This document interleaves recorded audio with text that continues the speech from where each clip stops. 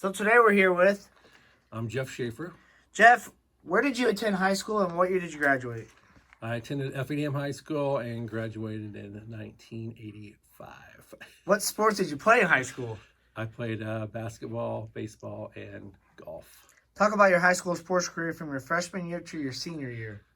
Starting with golf, I lettered all 4 years in golf. I was lucky enough that we had a JV team at that time because that was my freshman year. I started out 11th out of 12 man. So had there not been a JV team, the first match we played against St. Anthony, I ended up tying the number one golfer from Effingham, Tim Painter, and number one golfer from St. Anthony, Jim Huntington. He's pretty darn good. And then I never played another JV match after that. But had we not got that opportunity to have a JV team, I would have never probably been in that situation. So ended up lettering all 4 years in golf. I had great teammates. Some of my best friends were on the team, and I got to play with my little brother as well. But I think of like Troy Green, Ted Gardewine, Brian Hake. Those are some of my really good friends that I played there with. One of the worst parts about it, though, is when I did get that spot, I ended up taking the spot of my neighbor who kind of took care of me and drove me to school every day. So it was great for the competition, but you felt bad that here's the guy who's like taking me home after school and driving me everywhere, and I ended up kind of taking his spot, so that was kind of bad. But I really enjoyed my golf. I had different coaches almost every year. So basketball, or let's go to baseball. Baseball, I played my sophomore, junior, and senior year on the varsity. Starting my sophomore year, and again, it was kind of another bad situation as I took the place of one of my best friend's brothers. And I'll tell you, I really respect the heck out of him because, through my success as a coach I've had at Effingham, he's continued to send me congratulatory notes and be a big fan where that could have really backfired, instead of rooting for somebody, because we're all competing to try to get out there on the field. So then I end up playing the next 3 years there as well. And again, had great teammates there as well. Some of my best friends, we had kind of again, Ted Gardewine, Dean Eden, Brian Gear. We were kind of inseparable there. John Collier and Brian Schaus were two of our pitchers. Brian Schaus. Yeah. Really enjoyed playing with Robbie Arnold as well. But yeah, we didn't really know we were playing with a major leaguer at that time, but we had a really good team, and probably all of us were just better than average, and kind of that's what made us, I think, so good over the years. And then we had a really good group of juniors behind us as well. My coaches were Dan Hine, and as a freshman, and I would say from him, he kind of made you feel like you were special. He made you feel like you could accomplish a lot. So I really appreciated him for the confidence part, and then Coach Meisenheimer for the last 3 years. And he was kind of the same way. He was maybe a little bit more laid back, but serious when he needed to be. But we all loved playing for him. One story, too, with baseball is he took us to, me and Brian and Dean and Ted took us to Chicago to see Chicago play St. Louis in June 23rd, 1984, because I was a big Cub fan, Ryan Sandberg, and that was the time that Sandberg hit the 2 home runs off Bruce Sutter. So it was an incredible experience, and one that we'll never forget there. And in basketball, I lettered in basketball my junior and senior year. I got to play with some really good players. Jack Jansen and Steve Bone and Paul Jones were the seniors on our team when I was a junior. And then again, Ted was one of our starters, Greg Stevenson, who ended up playing in college. And we had a 7-foot transfer from Germany, Chris Weisheidt. He averaged like 20 points a game. But, all 4 of us went on and did something in college, played a sport in college. That was kind of fun. And then usually our 5th star was one of the juniors. We had about 7 or 8 juniors, and whichever one would fill the void is kind of who we went with there. My coaches there were, I had Mr. Monty Norn as a freshman coach. He was also my JV coach. It was great to see him go on and get to the state tournament with Stu Strauss. My sophomore coach was Wayne Rubach, who ended up recruiting me to coach the girls later on. And that was probably one of the most fun seasons I had playing basketball, was when I was a sophomore. And then my varsity coach was Jim Maxiden, who was a Hall of Fame coach. And, I still, he was awesome to us. He was very generous and gracious and took really good care of us. I still to this day will practice my preparation from him. He was kind of we always knew what the other team was going to do, and that's definitely what I got from him as far as taking into my coaching. Talk about some of the teams and players that you played against in high school. Players that I played against, the Andricks from Mount Zion. You just saw his son play at Central A&M. He was really, really good. Jens Kuyava, my junior year, he was at Taylorville. He ended up playing at Illinois. We beat him 2 out of 3 times, though. Beat him like 21-20, 34-31. Can't remember what the last score was, but we went 4 corners the whole game. Take the ball out of his hands, and because we were with Jack and Ted and Steve and Paul and me and Gray, we had no height, so it was like 4 guards and Gray. He was the only kid over 6 foot, so my junior year anyway. So we held the ball and got them, beat them, and then my career came to an end to Steve Bardeau and Ron Tate, who played at Eastern, and Bardeau at Illinois in the at the sectional final, I guess, at Benton, I believe. So. What were some of your favorite fields and gyms to play in high school? Love playing at Effingham, of course, and the rivalry even back then with T-Town. I mean, anytime there was a big stage, I mean, that's what I loved. I mean, love playing. I mean, why play sports if you're going to shy away from that? So anytime it was just a big stage, I mean, that's when that seemed to be the most fun, more so than I would say the gyms. Talk about any awards you received. Awards, well, I'm most valuable in golf. Made all conference in baseball my senior year. Was one of those kids who always got the most improved award, I would say, just because I wouldn't say I was always the best player on the team, but one that was above average and always was going to do what they were supposed to do. So those were pretty much, I would say, the awards as a whole. After high school, where did you attend college? Well, I got an offer to play golf at Lincoln Trail. P.D. Highsmith recruited me, and they had a great golf program at the time, but, I wanted to go and have a college experience, so I visited Southern. They had golf scholarships because golf was going to be my sport. So the question was, do I go to Southern where they give away 6 scholarships and you got to beat the scholarship player out to get to play, or Eastern had open tryouts, so I was promised that they would keep me all the way through tryouts. So I decided to go to Eastern, and my first day on campus I arrived, and the person that made me that deal was gone. So no golf coach. So it ended up being okay, though. The person that took over, who actually was the promotions director, Paul Lucan, made me the same deal, and I made every putt for 4 or 5 straight days and ended up lettering in golf at Eastern for 4 years. And then I also was the #1 bowler during my 4 years there at Eastern as well. As far as awards and stuff, we didn't have a whole lot of things like that. I just remember my first hole of golf was number 17, I think, at Mattoon, and had 225-yard par 3 into the wind, and I pull out my 5-wood, and the kid from Northern pulls out his 8-iron. So I've learned right away that I better become very good at chipping and putting and learn how to score if I'm going to continue to compete with these guys. But it all worked out well. And then every year, my roommate in college, they had a condo in Hilton Head. So my best experience were getting to go for spring break down to Hilton Head and play like one with a lighthouse that's on the Pro Tour. And some really, really nice courses down there. So technically for golf, who recruited you? P.D. Highsmith recruited me, but to Eastern, I just went up there and met with the coach. So, and he felt bad when somebody wants you to come and play for me and you tell them no. But I really appreciate his interest in me.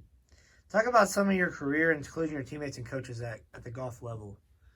Well, my only coach was Coach Lucan, and he didn't know much about golf. I mean, he was more of a driver, I guess you would say, and he knew that.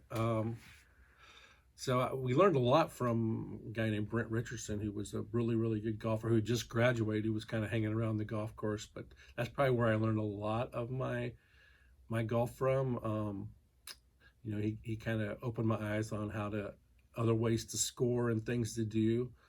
And then, I got to play with some really good players there. So I would say it was a lot more just, individual work more so than my coaches. But I mean, he was a great guy.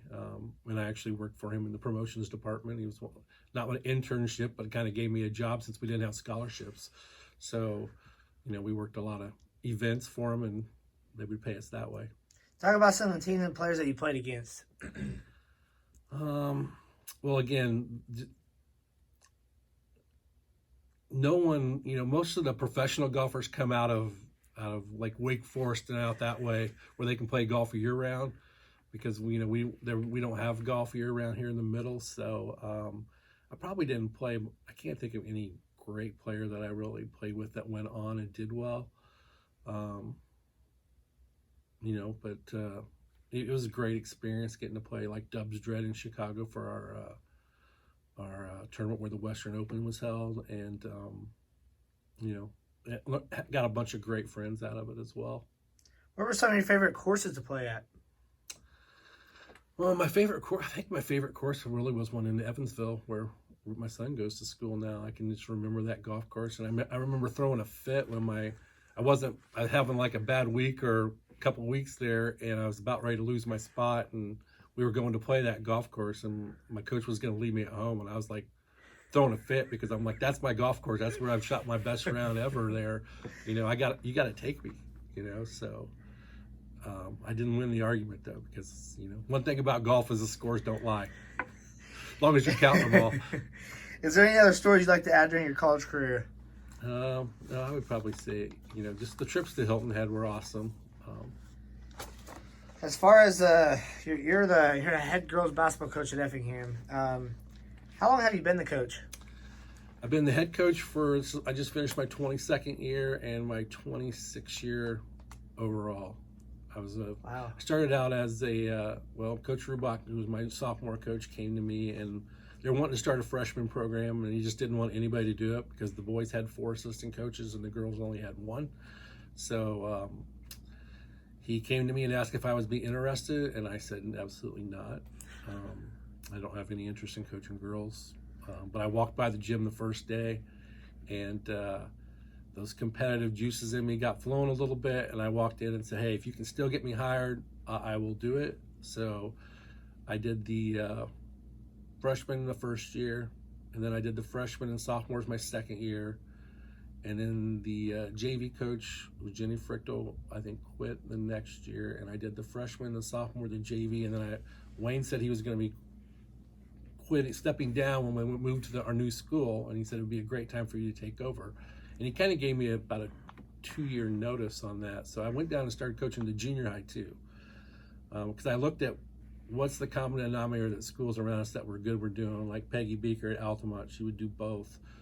Dennis Custer at T-Town, either he was doing it or his past players were doing it. So to have that consistency, and it was pretty cool because my first 8th grade team ended up being conference champions as seniors, but they were 4-16 in junior high. So to come that far and be conference champions when they were seniors shows the growth that they made. Talk about coaching your daughter Skylar, and what were some of your emotions? Coaching Skylar was awesome. I mean, first of all, it was just a great group as a whole. Because she never asked for anything special. She just showed up every day and worked, just like that whole group did. That's kind of what made them so special. It was a great experience. It kind of made me think that probably didn't coach my son in the lower levels because I wanted him to learn to fight for his spot and not baby him along so much. I think back to senior when camp was starting, and they talked to the little kids, and they introduced themselves, and I just had them say, like, why do you enjoy playing? And I remember Miranda saying something like, like the competition, and I got just the will to win. And then Carson got up there and said something how she liked the competition and trying to improve her skills every day. And Skylar got up there and said, I played because all my friends did. It wasn't any of those motivational. She's like, my friends were doing it, so I thought, why not? And she goes, then I kept working and working, and I got pretty good by the time I was done. So, I got ribbon from some of my friends who came to our games that said, hey, when she wasn't a senior before that, say, hey, why aren't you playing your daughter more? And I always tried to tell my assistant coaches, make sure I'm being fair, but, because that's kind of a tough line, especially when we had such really good players during that time. Describe any obstacles in coaching. The first thing I learned, the biggest thing was that, girls' sports are not treated the same. I learned that a long time ago, and that's kind of why we started our big tournament and got self-sufficient very quickly, so I could do what I wanted to and buy what we needed and travel where we wanted to go and not have to ask for things. It's still sometimes today there's one set of officials for a girls' game and two sets for boys. They're not getting paid the same. How do you expect to get the same quality people sometimes when the pay is different? So I would say that was the first obstacle. I remember Jill Jameson, on the first team I coached, wanting both sides of the bleachers pulled out, because when we first started, they would only pull out one side. So that was one of our first goals. I would say anything to younger coaches too is just trust your gut. You're gonna, at your beginning, it's gonna be really, really hard, but stay true to yourself. I remember when one of my former players was having a really bad start to one of her seasons in a different sport. I called her and just said, keep doing what you're doing, trust your instincts, don't listen to everybody else, because if you can't please everybody. So, I think that's the biggest thing is, being true to yourself. And, the last thing is just, it's hard work. I mean, we've got to where we are because I didn't think about getting to where I am at the beginning. We just put our head down and we went to work, and we just coming back the next year and trying to get better. And, if you're not improving, then you're falling behind. I mean, there's not been one year we haven't put in a new play or something. I'll be watching the NCAA tournament, stop it and put it on my phone, and then we'll add that in to see if it works for us or not. It's like, I like to see, like, I can get Carson a basket here. Can we get maybe Annie the ball this way, a different thing, or how we can get those people, the basketball more in different, more creative ways. So I think that's the biggest thing. But I would say overcoming the whole girl-boy thing at first was really difficult. So deep down, what do you enjoy most about your job? It's definitely seeing them start in one place and finishing here. And if you don't come through our program and improve, then it's you didn't put in the time, because we're going to help you do that. I can't think of hardly any kid that came through our program that did not get a lot better by the time that they were done. So I mean, seeing a product and how it all comes together during the season, and because you have all these different variables and all these different personalities, and some that are going to mesh well, then you might have some that are like, wait, how can this team be this talented and not have the chemistry? Because I'd say I did my best job. My principal told me one year that you won't win 12 games this year, and we ended up winning 20. And we had like 5 seniors and 5 underclassmen, and somehow we got them all to gel and believe in it together.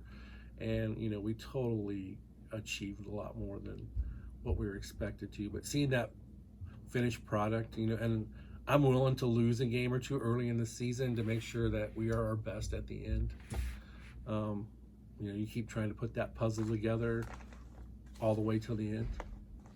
How far have the Lady Hearts made it in previous years? We made it to the Final 8 3 times, and in 3A it's just difficult, man. I mean, you can be so good, but it's hard. It is difficult. I mean, that's why you appreciate what Lori's and continue to do at Teotopolis. I mean, that consistency every year. The class difference is huge, though.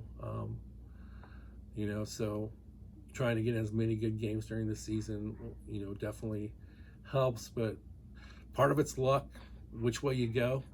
Do you get the right regional or not? Like the one time we passed Salem, we passed Centralia, and went all the way to Murfreesboro, and everybody's complaining. I'm like, you guys, we just got the best road we could possibly get.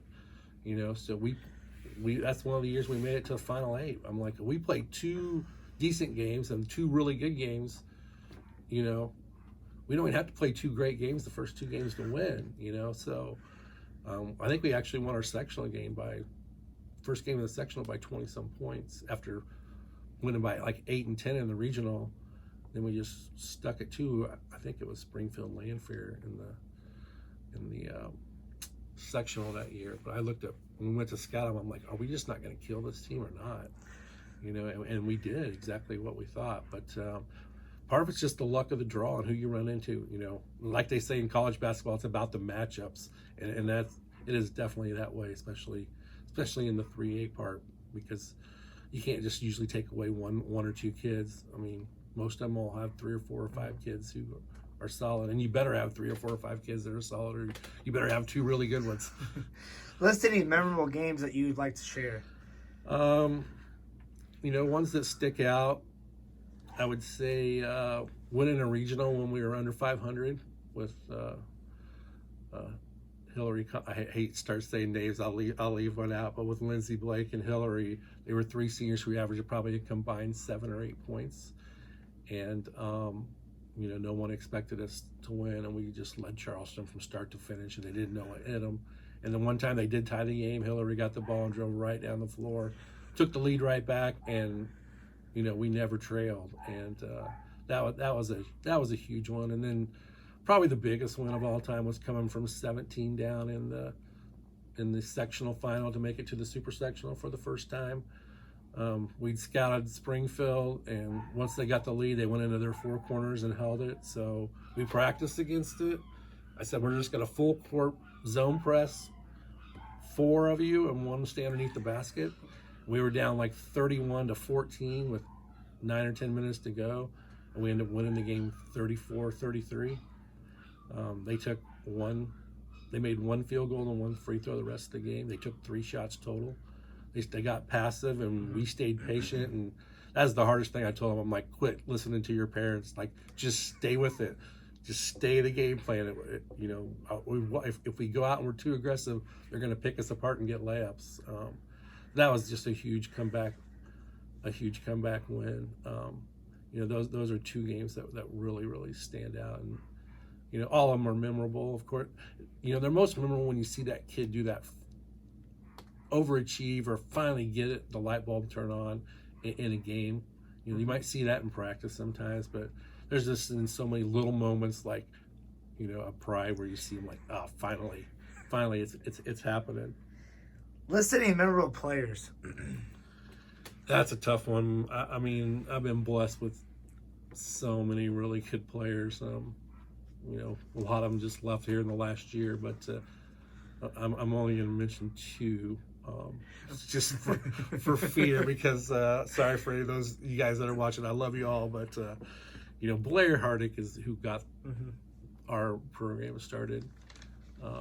She was just phenomenal. She was way above everybody else at that time, and she made a bunch of those future kids want to be Lady Hearts someday. I remember seeing her dribble. I saw this little girl dribbling down the thing, going down the road, going behind her back, down the sidewalk, and I pulled over like a stalker, like, hey, young lady, what's your name? She goes, my name's Blair Hardick. I'm like, hey, will you come and play for me at Effingham someday? And she goes, sure. So that was pretty cool. Because she's the school's all-time leading scorer. Just a phenomenal player. But she's kind of what helped put us on the map. Got a state rank for the first time. Went to the biggest school I've ever had any kid go to, Missouri. Then I'll mention one who was like our 12th man out of 12, Rhea Shaw. When she applied for a scholarship somewhere, and the person told me that I was like the most influential person in her life. And when you get that coming from your 12th out of 12 person, to me, that makes us feel like we're doing the right things, teaching the right values. So that was really special as well, to know that you're not just getting through to your good players, but maybe to all of them as well. And then I've just been blessed with a ton of great. I mean, I've had over 30 valedictorians in 22 years. I've just been blessed with smart, really good athletic kids, and I've probably had 8 to 10 all-staters and tons of usually the all conferences drape with us and Charleston kids every year, and I've just been really blessed with a ton of great players, and I can't list. I can't go into naming them by name. Kind of switching the topic a little bit. I hear you're a big horse fan. I hear talk a little bit about. Tell us a little about that. Well, my mom had a love for horse racing. Her dad would take her to Ellis Park down in Evansville there. But, over the years, I just grew a fondness to it. We'd always go a couple times a week in college. We would drive from, I don't know if my parents knew that all the time, but we had extra money lying around somehow, and we would head to Fairmont Park a couple times a week. Me and my roommates and my golf coach from time to time too. And I've got to be good friends with Kurt Becker, who's the Keeneland announcer. And I don't know, I think it's I was a finance major in college, and I teach business in high school, and my whole life's like on spreadsheets and stuff. I think it's the fun of like reading the program and trying to figure out the puzzle. It's kind of like the coaching, it's parallels coaching in the sense, like you start with this database of I got players here.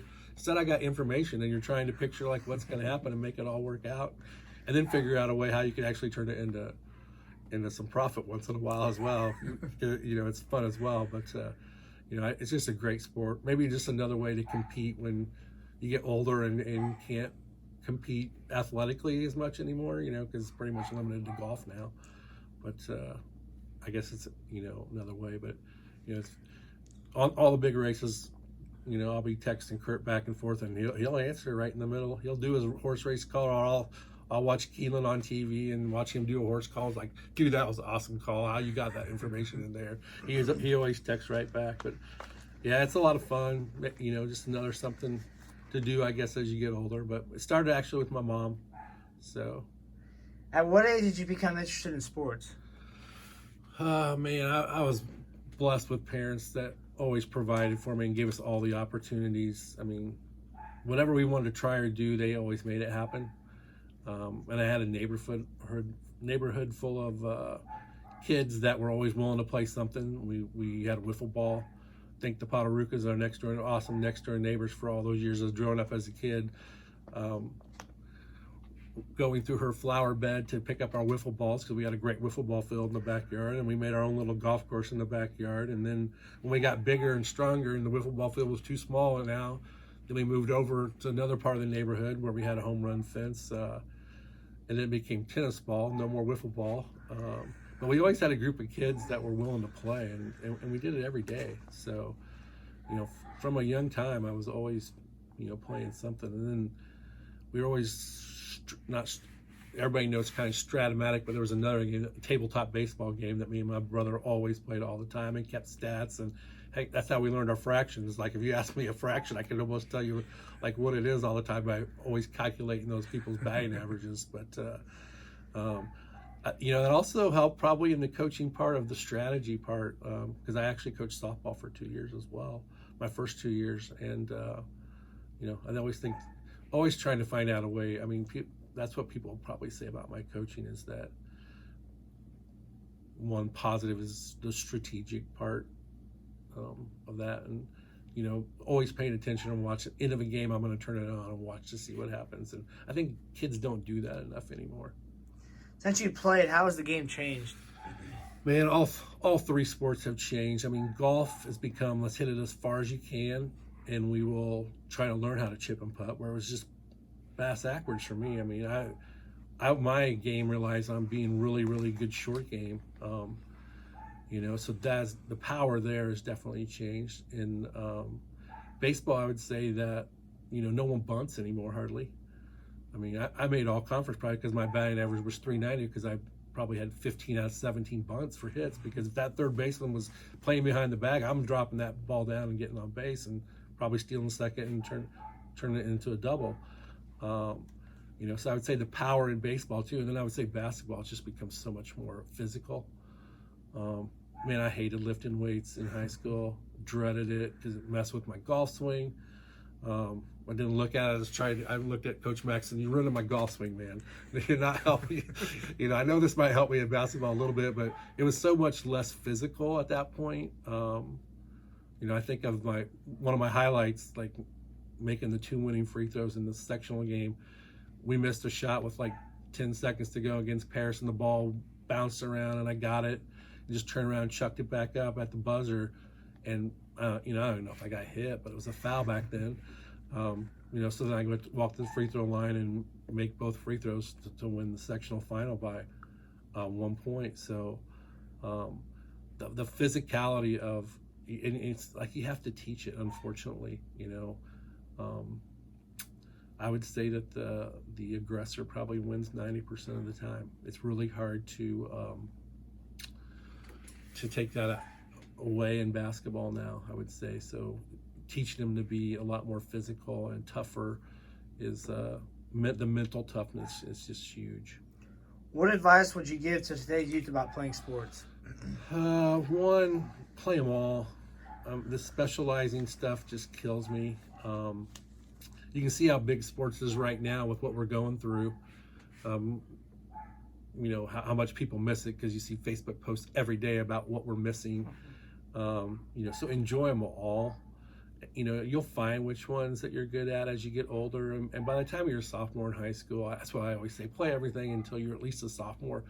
Don't specialize before that, because you never know what's going to happen. And you see so many kids that specialize and they end up going to the same school they would have anyway.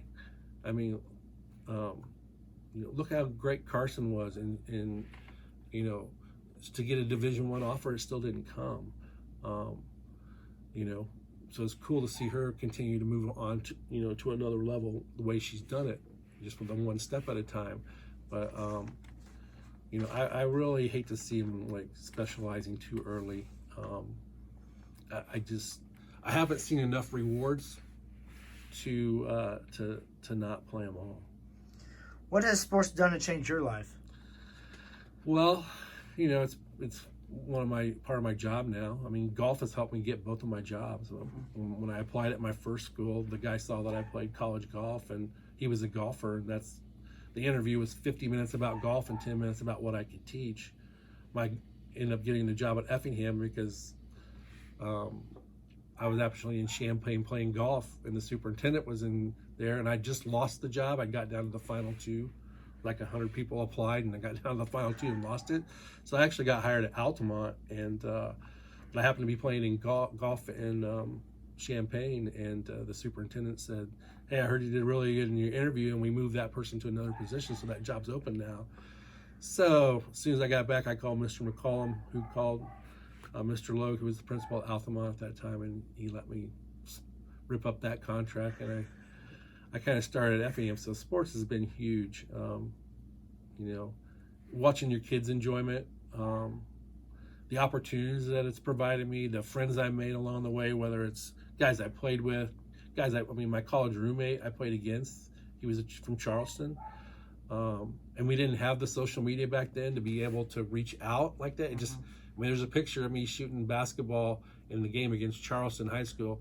He's in the background standing at the half court line, and we're future roommates for 700 days and great friends. And back then, it wasn't like we could just tweet or text and keep up. I mean, you actually had to make a phone call, and all the relation, with other coaches, with my assistants have been awesome. I don't get anywhere to where I'm at without incredible assistants. I got Aaron Widges, who's been with me now for over 10 years. He's kind of really my defensive guru. That's kind of his job. He's got the T-Town mentality from being from there, and we work great together. I'm more the offensive-minded person. He's I've got a lot more defensive mind as I get older. I don't like to give up as many points as I used to be able to handle. Then Troy Van Blarkham, he was a trainer at first, and he sat on our bench, and I'm like, dude, why don't you just join our staff? And then, he's been awesome. And, the first time I used one of his plays, he couldn't believe it. He's like, finally, you listened to me. Finally, I knew I finally arrived because you actually did something I said. And then we got Megan McDonald back, who played more games for me than anybody because she was on my junior high. She was my junior high point guard, and then she started at post for 4 years for me in high school.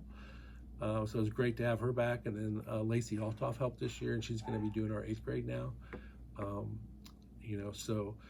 then Mike DePoister down at the junior high has been awesome too. So none of my success happens without those really, really, really good people. But you're friends with the officials, fans, relationships with fans have followed us throughout all the years. So it's fun to see them, like how some of them come in and out. They might have kids, or some just come back because now they're maybe retired and don't have much to do. So it's been huge. Who's some of your biggest role models? Well, of course, my parents. That's where it's got to start. My mom's been gone for a while now, but she is probably one of the nicest people. So I hope I get my nice side from her. All the opportunities that they provided for us along the way it has been incredible. My dad's work ethic, I would say. And then you try to take everything you didn't always enjoy about both and try not to be like that as well. But they're the ones who they gave me so many opportunities. And then my family, I couldn't have done anything without being a coach's wife, my wife Sherry, putting up with having to listen to me. When it doesn't go well, listen to the fans. When it's great, it's great. But of course, when you lose, everything's the coach's fault. So being a coach's wife is just awful. So I feel bad that, that she's in that position. And, I almost quit when my son got to high school, but Rim Woodruff actually said, why don't you ask your son what he wants you to do? Because I knew Skylar and that group was coming up,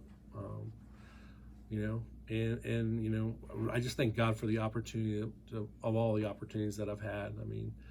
He's the main reason. And I look at the FCA group that I see every Tuesday with Kyle Stortzum. That's been great to help us help stay on track and make sure that we're good leaders by examples. And it's kind of ironic that my motivation at the beginning of all this, like the coaching wise, was to win, of course. But I thought, if I can just win more than Tom Fish, then I can not have to listen to anything anymore. And then all these little things just keep coming, and you just kind of keep your head down. And now, he's one of my biggest supporters now. We've become great friends, through those morning meetings like that. And, that's been awesome, so, those are them. In closing, is there anything else you'd like to add? Nope. Again, I'm thankful for all the opportunities, great kids. Without all these great kids that go to Effingham, you're not talking to me today. So I appreciate all of them and their work and their hard work that they put in. Jeff, I really enjoyed hearing your stories. I had a great time talking with you, and good luck with the rest of your career. All right. Thanks a lot.